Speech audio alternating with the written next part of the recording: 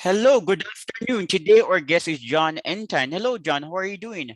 Very good. Nice to be here.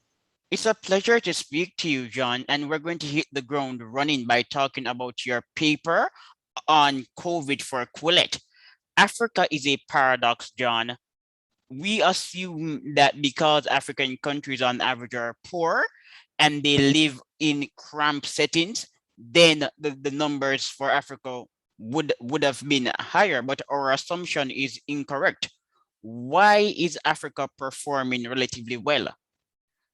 Well, it's not only performing relatively well, it's really one of the prime sterling examples of a region in the world that has not fallen prey to the original coronavirus and to the Delta variant.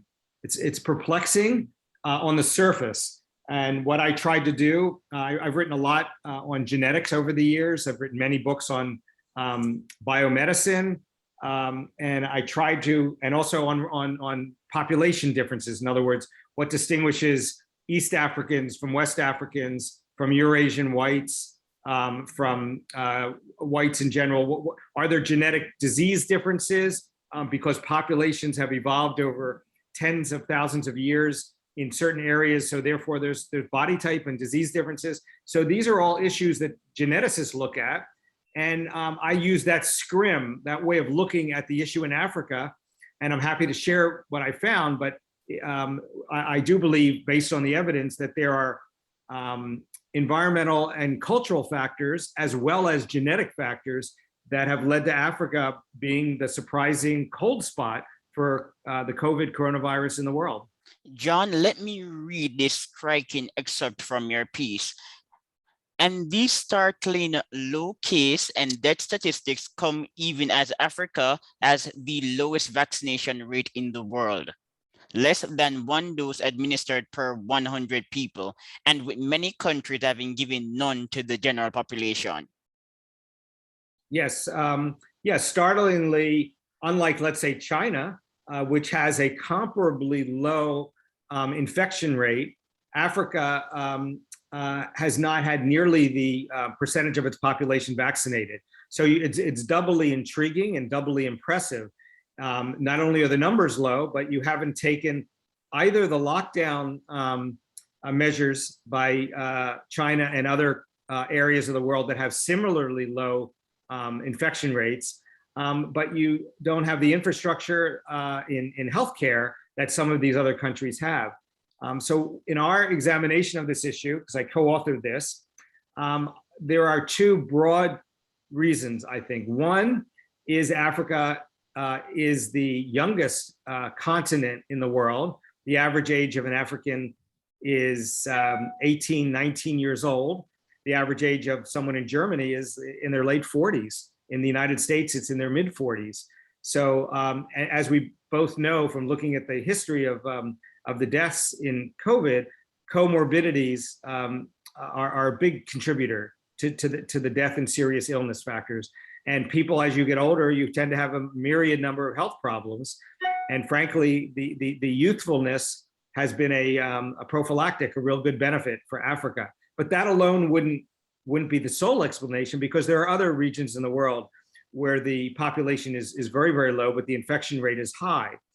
So based on my research that I've done over 2 decades, I began looking into what I call population-based differences. What about the sub-Saharan African population when it comes to disease proclivities, other diseases, not pre-COVID, other coronaviruses pre-COVID, have shown that Africans either respond more seriously, in other words, they get harsher reactions to diseases, or less seriously. And it shows that the genetics of sub-Saharan Africa is quite unique. And there are many, many diseases which impact Africans at a far lower rate, and many that impact them at a higher rate. And it seems like the genetic roll of the dice, Africa has a number of protective genetic factors that, along with their relative youthfulness as a continent, has been major contributors to this remarkable health story. And frankly, Africa should be studied, because we can learn from the genome, from the genes of Africans as a solution for the rest of the world. You have you as a population, Africans, have certain factors, it appears, in their genes that have really been a beneficial, unique factors that have really helped prevent you from being attacked as much of the rest of the world has. And you also articulate at least 2 studies show that blood type O could be associated with a lower risk of COVID-19 infection and reduced likelihood of severe outcomes, including organ complications. About 37% of the world population is O positive and 6% is O negative. About 50% of Africans have blood group O, the highest in the world. Yes, you've gone through the article. I think I list about 10 or 12 different factors, genetic and otherwise, that could be contributing to the low infection rate and the low death rate. And our blood type is genetically determined. And as you correctly cited, the probability of having the O blood type is much, much, much higher in Africa than anywhere else in the world. And again, these are preliminary studies, but preliminary studies do suggest that blood type might be correlated with a lower infection rate. Well, John, I read your article, and on this show, we're quite academic. So every now and then I'll be citing a study. I'm very big on data. This is not the show for emotionalism. I appreciate that. Thank you. Yeah, I'm very big on data. Good. Well, these are really serious arguments, and there are scientists looking into this, but it goes under the radar a little bit because, as you're well educated on the history of how race has been dealt with, both scientifically and in popular literature. It's been disgraceful how we categorize people in simplistic ways.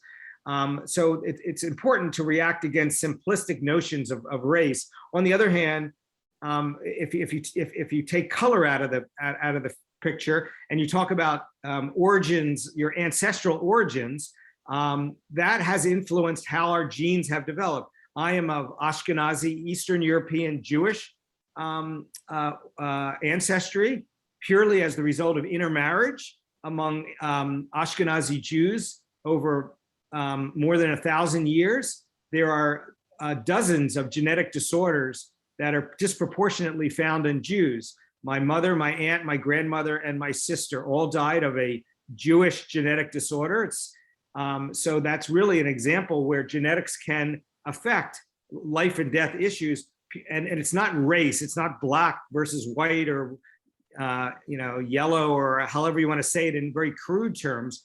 But there are population differences. In East and West Africans are quite different. Sub-Saharan Africans are much different than the ring of countries in Northern Africa because of their genetic history and because of things like the mountains that separate Eastern Africa from the Western sections.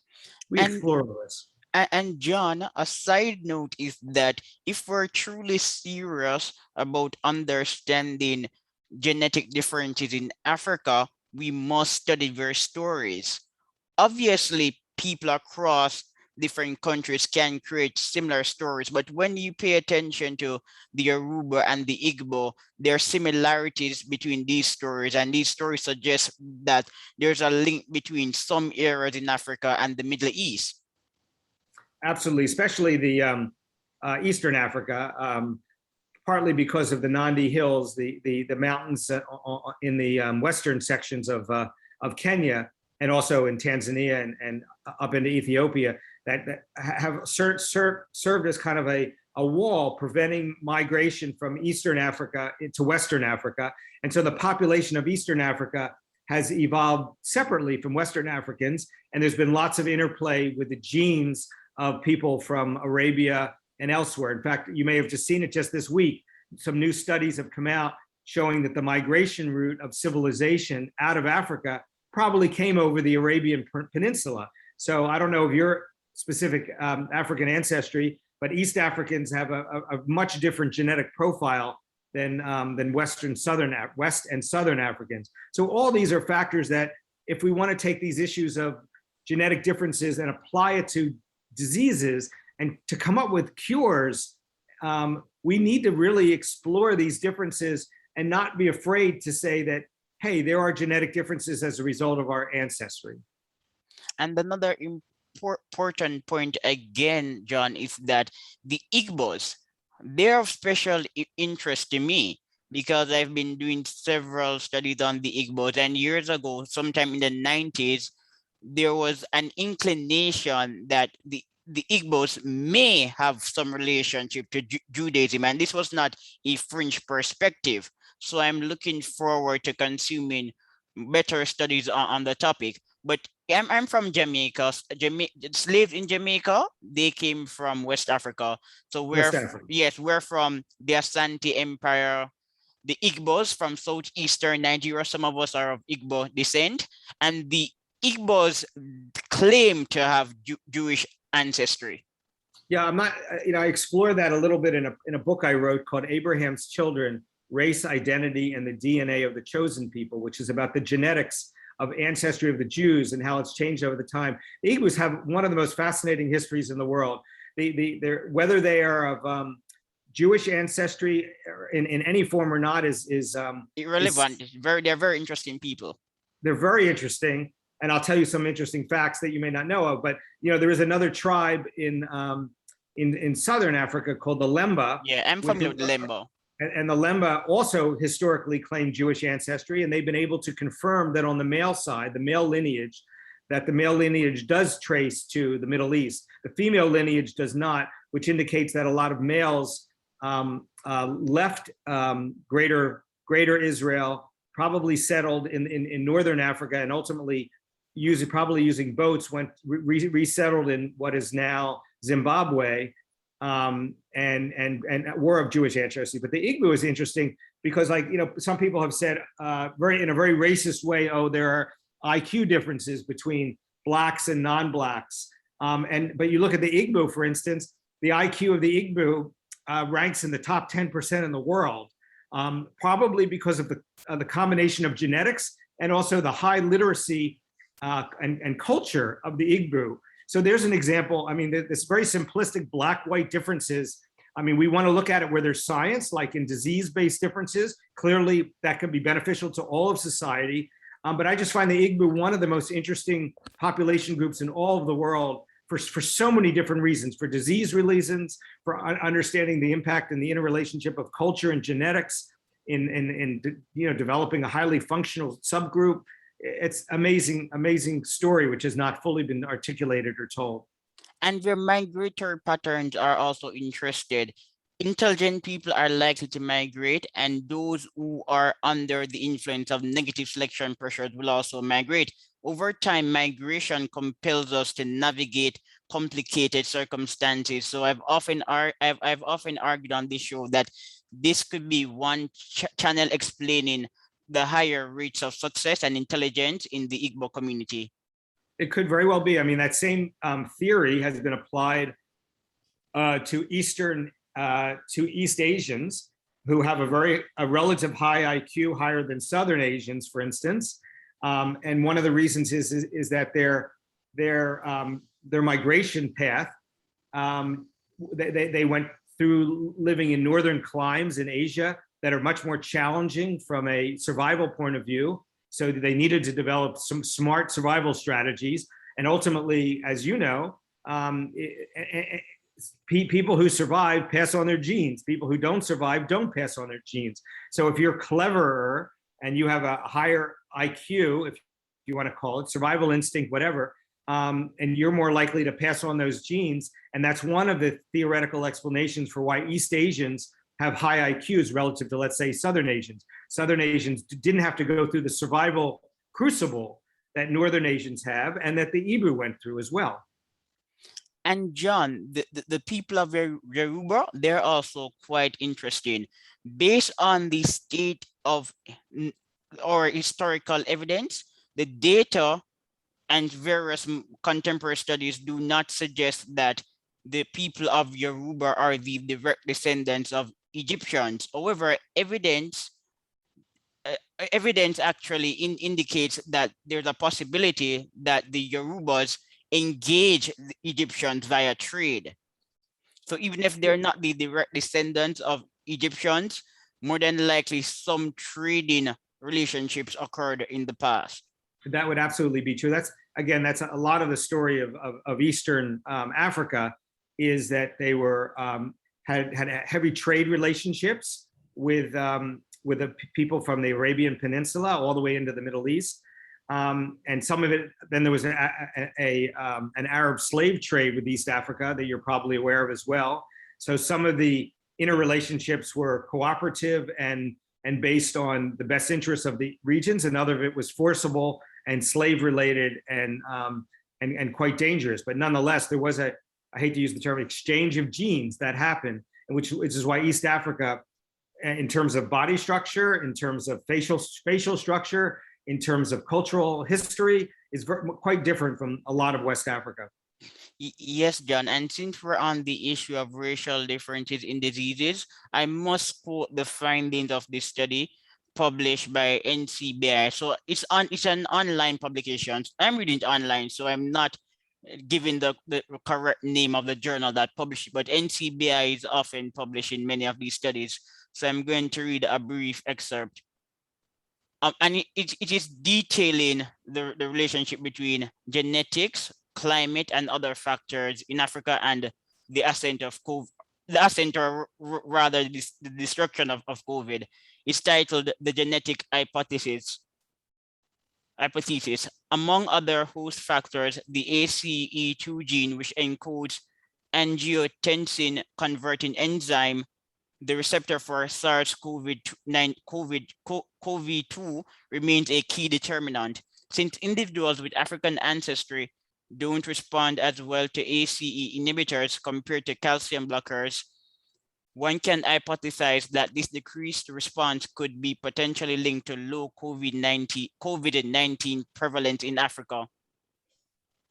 Yeah, again, one of many intriguing findings that it still baffles me. If we as a world, especially the wealthier communities in the West, like the United States or Canada or European countries or Asian countries like Korea, Japan, and so forth, if everyone is serious, we know that COVID has posed some huge problems for us. We also know that down the road we could have other coronaviruses or viruses that are not corona type that could threaten us and be even worse than COVID-19 has proven. These issues should be flat out on the table right now, and we should be pouring money into this. We need to learn from the genetics of ancestries of individual populations. What can we mine from this? But my fear is that there's an unwillingness to even discuss these issues. I was grateful enough that I found a scientist in Hawaii, a female scientist with the University of Hawaii, who absolutely agrees with me, and I think you, that if we want to really confront the scourge of viruses that could kill us in decades ahead, we have it's all hands on deck. Let's explore research findings that are more than intriguing. They're actually compelling, and it disturbs me and concerns me that there's a lack of research being focused on these areas. Yes, so for example, there's a subheading in your piece: do Neanderthal genes increase the risk of COVID-19? And the answer is yes. I read that study and it was featured by some publications, but based on my recall, I doubt that it became a widely cited study in the media. Yeah, I mean, people don't realize this, but Africans have a very low rate of Neanderthal genes. Neanderthals seem to be a pre-hominid population, or a hominid population, but pre-modern population that arose in the outside of Africa. And there's absolutely been studies that link these Neanderthal genes. Neanderthals ended up breeding with Americans and not Americans, with modern humans in different parts of the world. And on average, the world population, everybody has about 3 to 5% Neanderthal genes. Well, actually, that's not the best way to say it. We should say that non-African populations have about 4 to 6%, and African populations have 0 to 1%. And it's absolutely shown that there's a correlation between having Neanderthal genes and having a poorer reaction to COVID-19, being more susceptible to it, and when you get it, to have a likelihood of a more serious reaction to it. Again, this is a genetic fact. Let's explore this in more detail, and maybe we can come up with genetic ways, whether it's gene editing, CRISPR gene editing, or gene-based therapies that could actually provide us with treatments and or ways to alter our genetics so that future populations are not as susceptible to coronaviruses. And John, it's quite obvious that racism is not the reason why Blacks in America and the UK are more likely to contract the disease. And I'm reading an article, it's written by Noah Carl, and Noah Carl cites researchers, and he writes, ONS researchers linked data from death registrations to geography and socioeconomic data from the 2011 census. They estimated a model that controlled for, among other things, region, an indicator for urban versus rural area deprivation, household structure, and individual level socioeconomic status. Even after adjusting for these factors, they found that Blacks, Bangladeshis, Pakistanis, and Indians had a higher risk of death from COVID-19 than whites. So these studies are suggesting a higher risk among African yes, people. Even after accounting for socioeconomic variables. Yeah, I don't. That contradicts information that I have. To be honest, I've read a number of other studies that suggest that people, American Blacks, first of all, the average age of an American Black is much higher than the average age of an African Black, and also the number of comorbidities. In other words, other diseases are much higher. Also, the healthcare system, the disparity in the healthcare system for the African American community versus the non-African community is quite dramatic in the U.S. Studies that I've shown have suggested that these factors are major contributors to the relatively poor performance, so to speak, of African Americans in their susceptibility to COVID. So if you factor out these things, which is almost hard to do because they're almost definitional characteristics of the African American population, the only template we have are Africans themselves, and among Africans themselves, which the healthcare system, as we both agree, is not as sophisticated or developed as it is in other countries of the world. And still, even without that structure, the African population has been far less affected by it.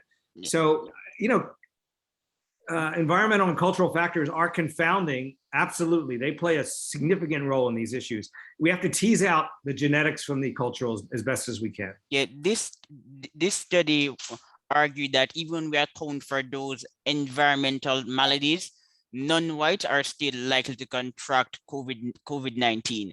And I believe that they were looking at the data for the British people. Yeah, again, it's one study and it contradicts almost all the other studies. And it depends on how they teased out cultural and environmental factors. So obviously it's worth looking into. None of these things are baked in, are baked in, and none of these conclusions are known. I guess the reason I wrote the article was these factors, a wider variety of factors should be considered than have been on the table so far.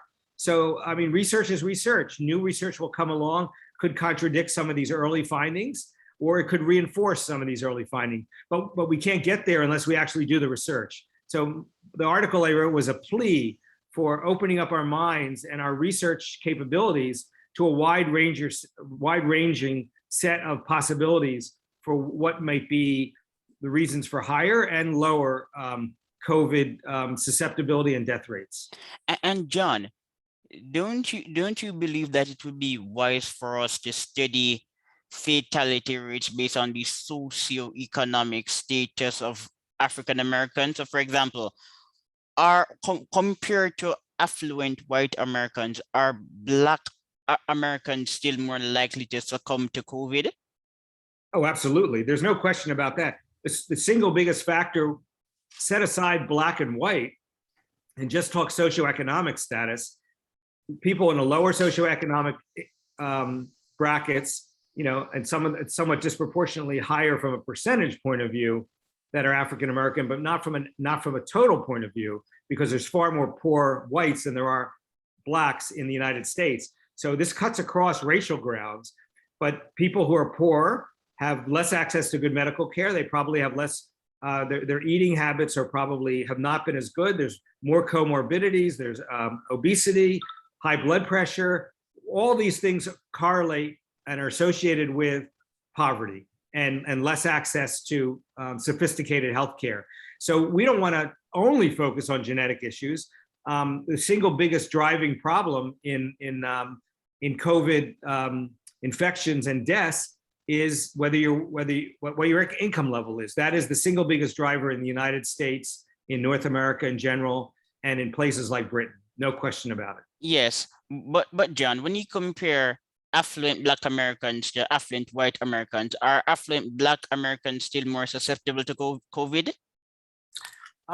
Something, I have not seen a study that's tried to do that yet. So that's a fascinating question. And frankly, I might jump off after our conversation and see if there's been any studies that have come out in the past 3 months. But I have not seen data that looks at both so-called racial differences, Black, Asian, white, so forth, and also looks at socioeconomic as a sub-factor within that group. Yes, important question, and this is an objection I have to how the data, not the data, but to how the discourse is being articulated. People are identifying the obvious variables, but there are some deeper issues that appear simple, but they may allow us to develop a broader understanding of the disease and how it is being transmitted. I totally agree with you. This is a disease of in terms of the victims of it, it's a disease of the poor largely. And as we unfortunately now we see in the Delta issue, it's also a disease of the vaccine hesitant, unfortunately. Vaccine hesitancy.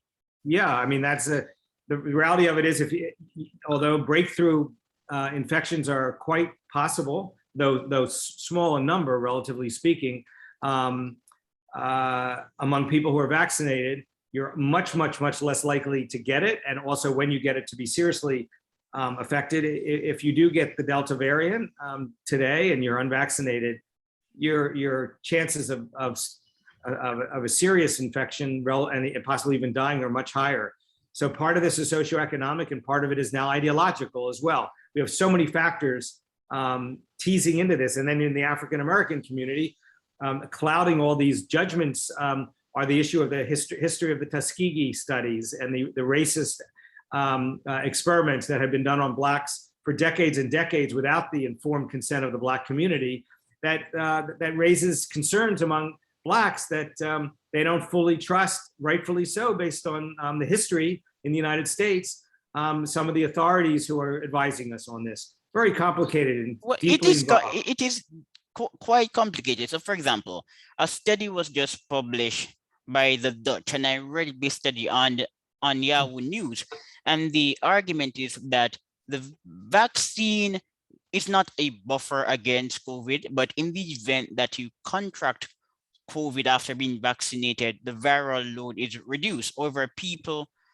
who contracted COVID may still be able to transmit the virus. So I get to your point about reducing the viral load. However, in case you decide to take the vaccine, get information from the doctor and do your own research properly. And secondly, in relation to African Americans and vaccine hesitancy, more broadly, African Americans exhibit lower trust in political and health-based institutions. So this issue is a bit bigger than vaccine hesitancy and the history of racism.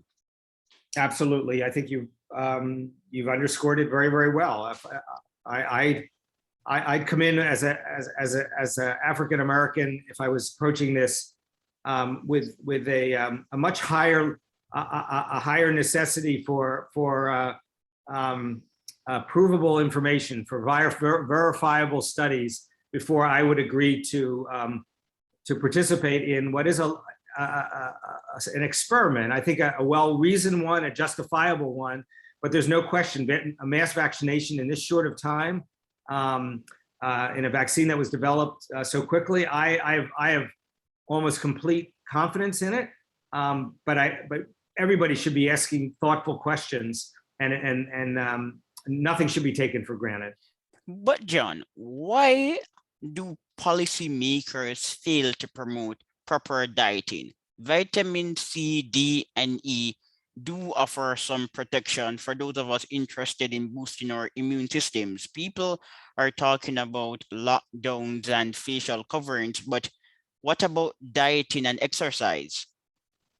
Yeah, I can't speak to why policy decisions have been made where those messages are marginalized versus getting the vaccine. But I could only surmise, guess that the belief is that if you focus on some of the other things which are essential, you'll give people excuses to not get a vaccine. And there's no, relative to any of these other things, a vaccine seems to be the most efficacious way to lower your risk factors. And so it's really a matter of how much information can you put out there, and how targeted you want to be in the messaging that you want to do. And it's basically come down to vaccines and masks.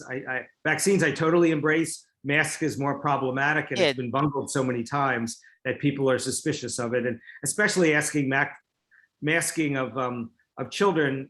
Europe tends to be more conservative than us on this, but Europe is not masking their children. When I say children, I mean elementary school age children. And so it's a very unique, it's become an American phenomenon, and it's become an ideological one as well as a science-based one, complicating the issue. Masking children can impede the development of language skills. And as you said earlier, on the issue of facial coverings, the evidence is just far too inconclusive, and I've read many of these studies. Oxford did a review, 2 were published in a Journal of Internal Medicine.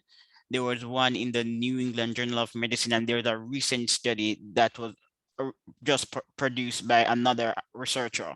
So the evidence is just too inconclusive. But John, I think the more important issue is self-responsibility. How much can we truly outsource to policymakers? Yeah, it's a very complicated one. On the issue of masks, I would say that the evidence is pretty good for people who have vulnerabilities, but it's not so powerful on people like children, where also the adverse impact of wearing the masks on facial recognition, on learning, even on the natural interactions that children have with themselves and teachers, I think outweighs the positives. But we are in a very dicey time where we're trying to navigate this issue between liberty and responsibility, and there's not an easy answer. So for example, introverts and extroverts may respond differently to the disease. According to some studies, extroverts have a wider social base, so they can draw on this base for social support. Over introverts are accustomed to working alone and being alone, so the loneliness wrought by COVID may not be a problem. Perfect example. I work and I like my own space. Social distancing is not a problem because generally, John, I'm a loner. I'm a serious loner. I wash my hands. I take my vitamins. Prior to COVID, I was already leading a somewhat healthy life. Yep, I agree with you. No question. Yeah, so it's about the individual and what the individual is willing to do. So if COVID is serious, then just adjust to the situation. Don't go to parties. Well, I don't like parties. Just stay home if you don't have to leave your home. And I think that's the big problem. People just want to enjoy themselves. Yeah, okay, whatever. I agree with you, absolutely. Yeah, it's people, it's the new normal. We just have to adjust. Before COVID, we could go to restaurants, eat, and have a grand time. It is now a new situation, and as such, we have to control ourselves. And until I doubt that it is possible, but if we were lucky enough to get people to exercise control, then we're going to be in a position to manage the disease. But John, there's something that I've recognized that's quite interesting, and more than likely you are not following the issue because you don't live in in Jamaica. Some time ago, a politician said that COVID, the disease, was spreading like wildfire in richer communities. And I was having a conversation with a friend. She's a management consultant, and she said that a CEO contracted the disease, and she knows many people from the upper class with the disease. In some socioeconomic in some socioeconomic regions, people party, they don't wear masks, but such individuals are relative to richer people are not necessarily contracting the disease. So again, COVID is impacted by biological and environmental factors. My own explanation is that in Jamaica, wealthy people are more mobile. So many of them travel. They associate with diplomats and politicians who are also equally mobile, whereas people who are poorer are not traveling as much. So this could be one reason why Jamaica is presenting a paradox. Poor people do not seem to be contracting the disease at a relatively high rate. Yep, I agree. That the information suggests that. Yeah, but this is just something that I was discussing with my friend who's a policy analyst. The policymakers, again, they don't seem to be paying much attention to this issue. So yep. I agree. It must be frustrating from your perspective, for sure. It is frustrating, John, because I'm saying, okay, we're being told to follow protocols, yet some people are not following the protocols and they're not getting sick. And the high and mighty, they're contracting the disease and dying. And this is unusual because COVID and diseases more generally affect poorer people. So why is this own case? So why is our case so different? Yeah, I think it's going to be quite some time between we sort out all these things. And this is we're making decisions in real time. I think most people are trying to make the right decision, but these are very serious issues of responsibility, of science. And there's also a lot of noise and a lot of science rejectionism as part of the, stirred in with the mix here. So I have to say, I can't think of very many politicians who have emerged as real heroes in this and guiding lights, who don't, haven't made some very questionable decisions as well along the way. And so, but John, I don't know if you saw a piece that was recently published by Lynn and Meisenberg. It's interesting, and they're flabbergasted at the data. They looked at socioeconomic data, they looked at the environment, they looked at even intelligence, and they're still clutching for an answer. So many variables are in the mix, and so few are able to explain COVID and why the numbers at one point go up and why they're reduced at another point. There's an argument that it is seasonal, but it is just a complicated situation. And unless people like me and you can come together, have a conversation, influence ordinary people, and get ordinary people to influence politicians, maybe we're doomed. Yeah, I hope don't pay too gloomy a picture. We are having dialogues, people like you and I on this, which is encouraging, I think. So. Yes, but you also wrote another fascinating paper titled "The Insect Apocalypse." Tell us a little about it before I begin to ask questions. Okay. Yes, it's an article. I run a nonprofit called Genetic Literacy Project, geneticliteracyproject.org. And what we do is push back against disinformation and misinformation in biotechnology related things. So that's vaccines. And I've written an article as one of many articles that appeared in Quillette, which I like because I think Quillette is willing to take on issues that others are not. But that was also co-run in the GLP site. And now you're citing yet another article that was run also in Quillette, but also on the GLP. And that is looking at a slew of stories that have come out over the past 3 to 5 years, claiming that the Earth is doomed because the insect population is dramatically decreasing around the world. And it's like a canary in the coal mine. Obviously, we a lot of times we think of insects as annoying, like let's say mosquitoes, but many insects are important for pollination of crops, and they're also a sign of a very robust biodiverse system on our planet. And some data has shown that there's been a fall off in the insect populations over the 20 or 30 years. The studies have been problematic in that they haven't looked at some of areas where the insect population is at the highest, let's say the Amazon, South America, literally one of the cauldrons of creating new insect populations. So they focused on some very narrow sections of the world in Europe, United States, and elsewhere.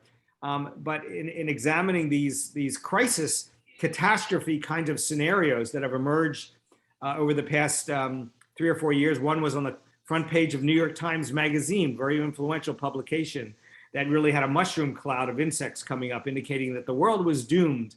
Within 50 years, we're going to collapse, and the insect situation showed it. But the data doesn't show that. The data, what my article in Quillette and also on the GLP showed, and I've done dozens of articles preceding this, so this wasn't an issue I just jumped on recently, is that it's selective manipulation of data, and the people who have been presenting it are not mainstream entomologists, insect specialists who really shouldn't have an axe to grind on this and would be trying to present it in a fair, balanced way because they're very interested in genuine policy solutions. But it's been presented by activists whose major goal was to sabotage biotechnology innovation on agriculture, and that there was a motivation here that started before their research, and then they conformed their research to reinforce a narrative that they thought could have political impact. And so what I did in the article is looked at the facts and looked at the political motivations and tried to see that sometimes stories are much more complex than appear on the surface. It's not just science, it's also ideology. But John, shouldn't we apply statistical laws to the growth of insect populations? In other words, is a reduction in the population of insects always bad? Well, I think I try to discuss this in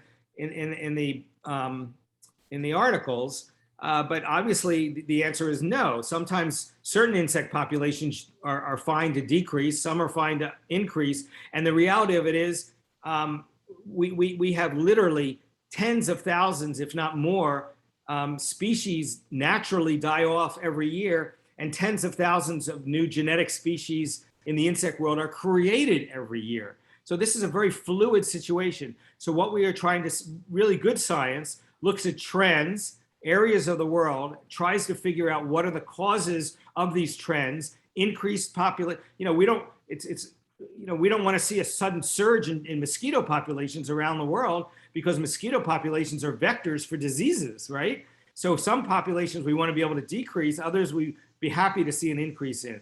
And that's the kind of nuance that has been lacking in the discussion over this, because the issue has been weaponized by ideologues who want a political outcome to the debate, and they're not so interested in letting the data drive decision making on this.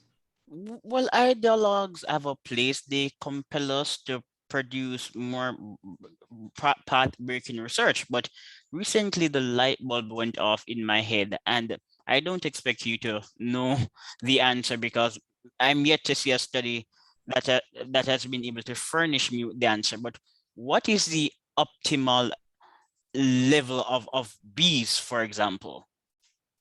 Yeah, it's an interesting. I've written probably more articles on the threat to bees than any other journalist in the world. So it's an area that I've always been fascinated by, and there's so many levels and dimensions to that question, because there's so many different types of bees.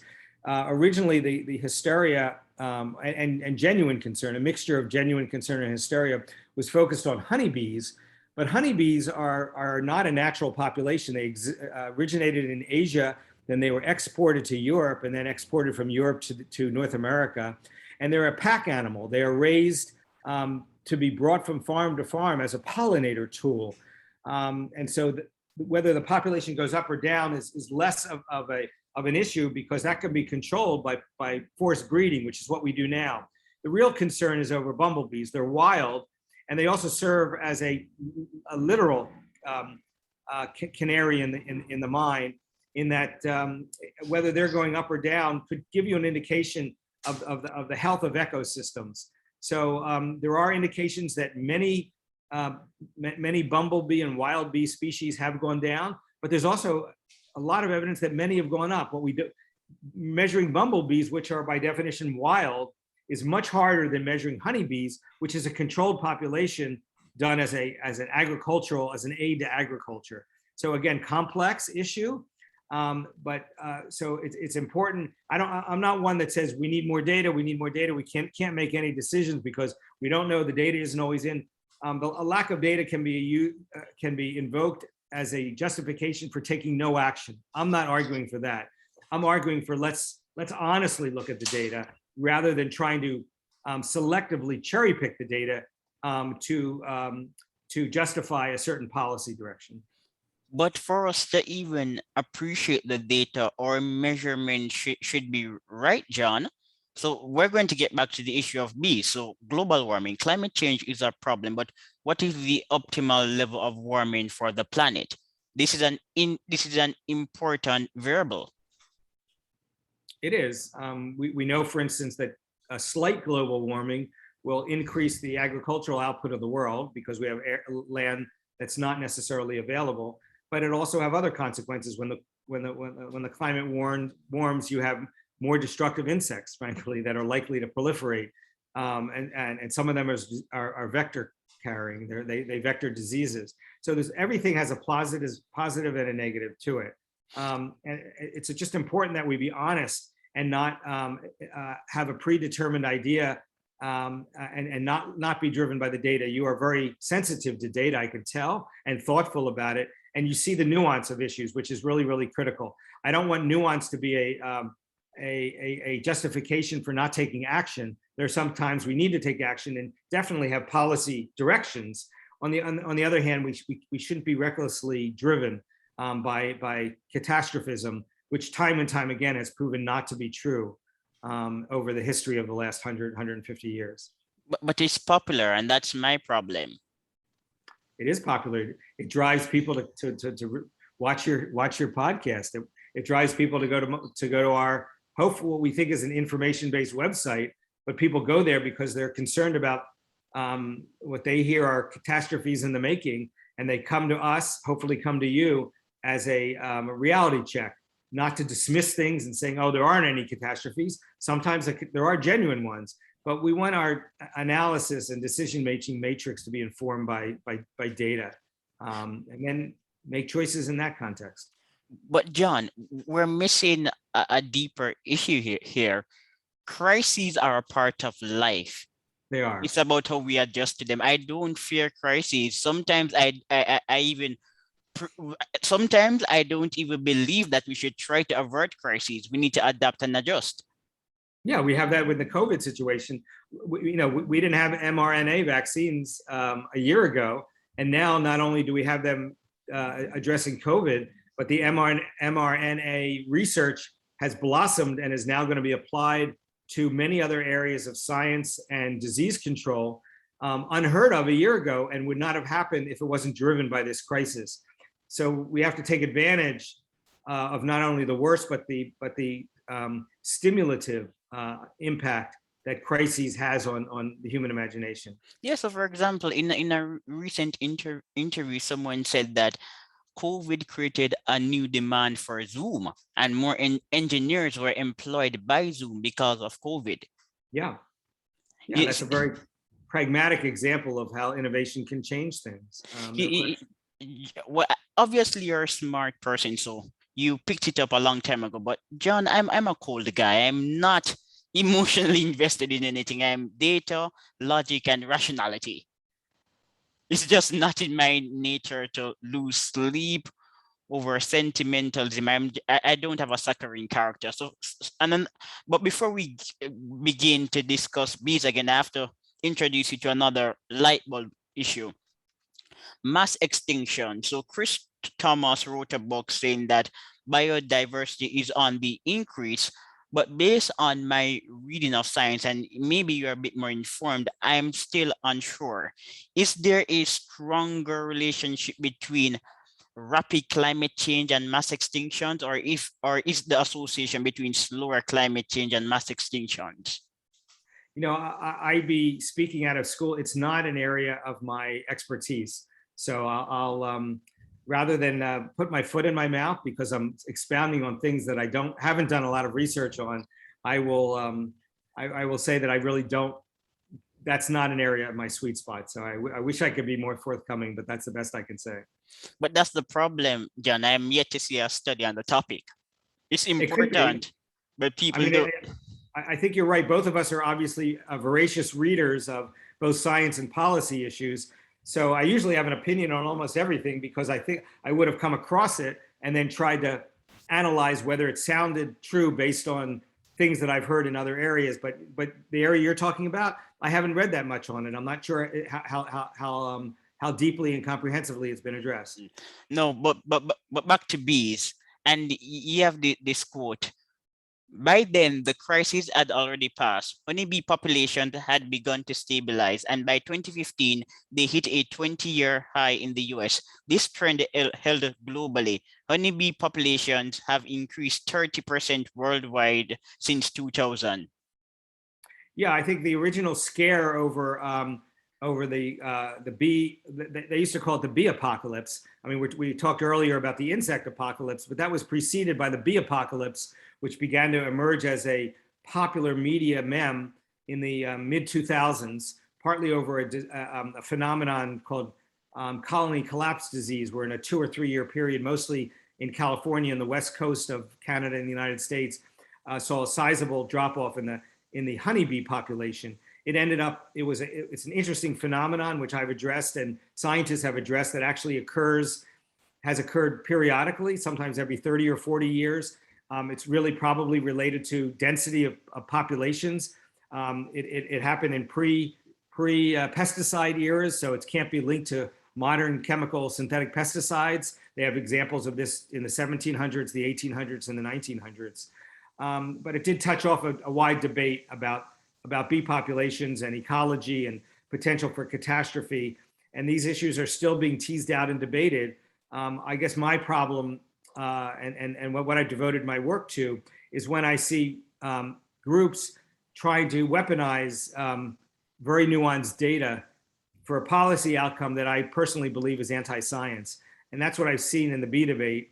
It's where people who want to catastrophize about the future of the world, and they believe that biotechnology, specifically genetically modified crops, which I think are almost surprisingly important to increasing biodiversity and increasing our sustainable agricultural output, have been demonized mostly by people who have a real reaction against cutting edge science. I call them technophobes. And obviously, that's a broad brush I'm painting right now.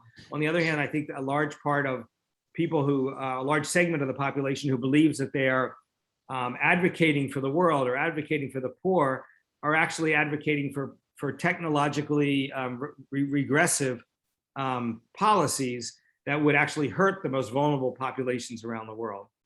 Yes, so I have recognized that your magazine linked to one of my articles on DDT. Yes, you should tell the DDT story because it's both remarkable and sad in some ways. But it's remarkable and sad because the data employed to malign DDT was never taken seriously by a person who studied the science objectively.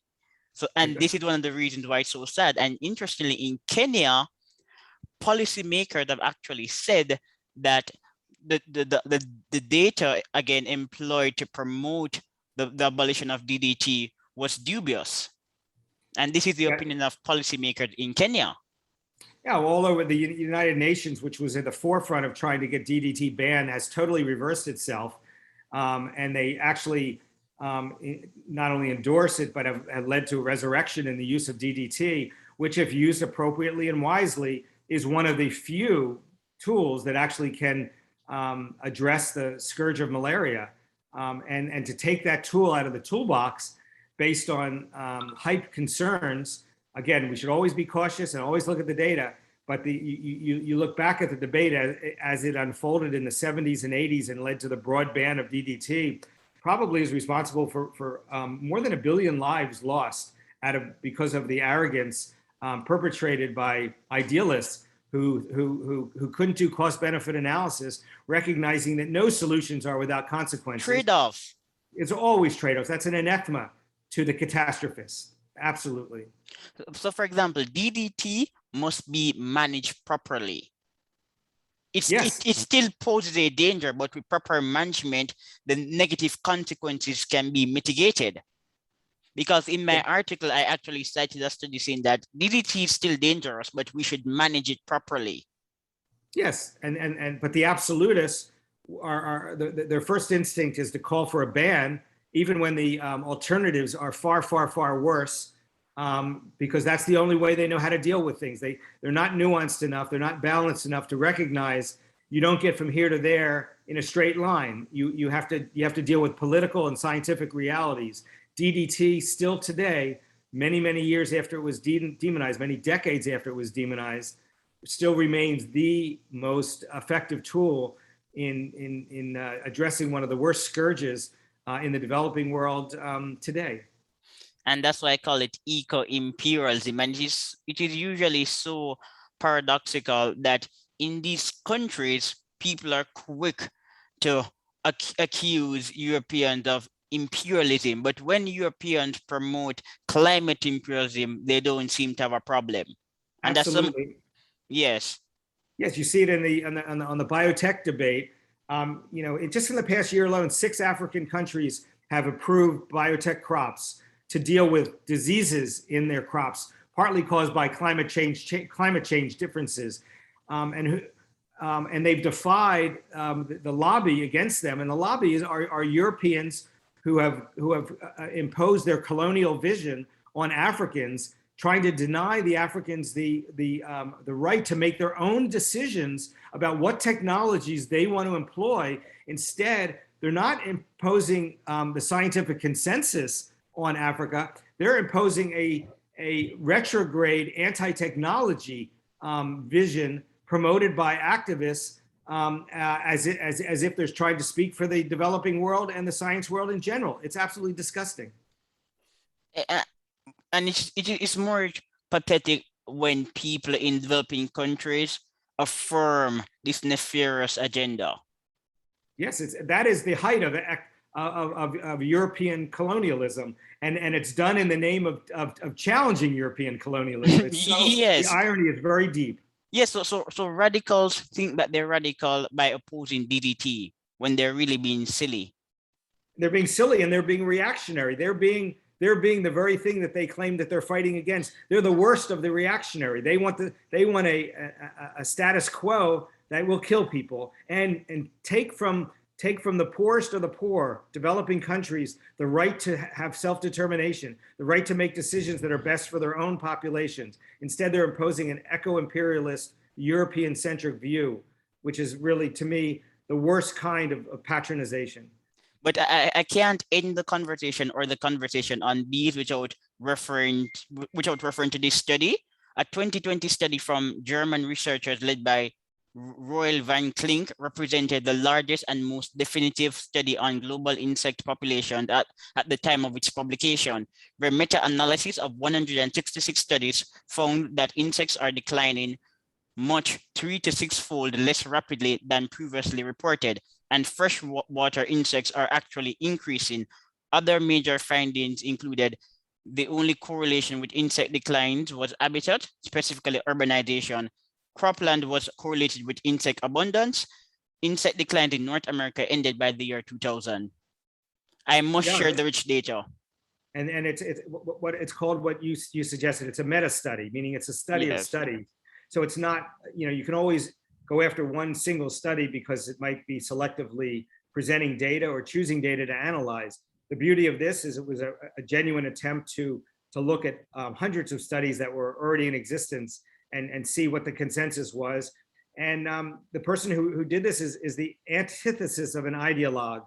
It's a mainstream entomologist, very well respected, globally respected, and the articles were received in the entomology community as literally a breaking of the clouds. This is the light that finally gives us not only the evidence which they suspected previous to this publication, but it gave them all the data presented in a coherent, summarized way.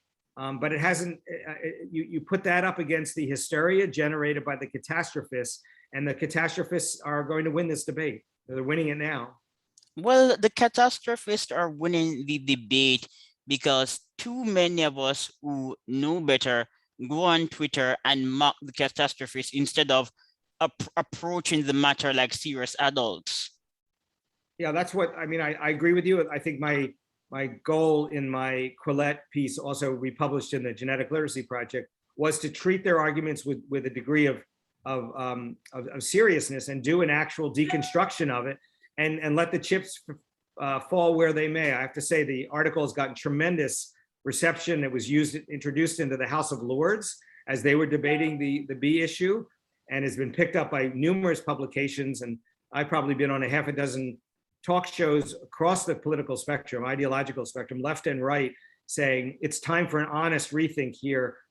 We may or may not agree with every perspective that you have, but it was an attempt to recast the debate in a thoughtful way, rather than to just play the ideological hit tunes that have dominated this discussion for so long. All right, so we're wrapping up. I'm going to let you go, but usually when I interview writers, I provide them with the opportunity to promote their book. So you can promote your book, Taboo: Why Black Athletes Dominate Sports and Why We're Afraid to Talk About It.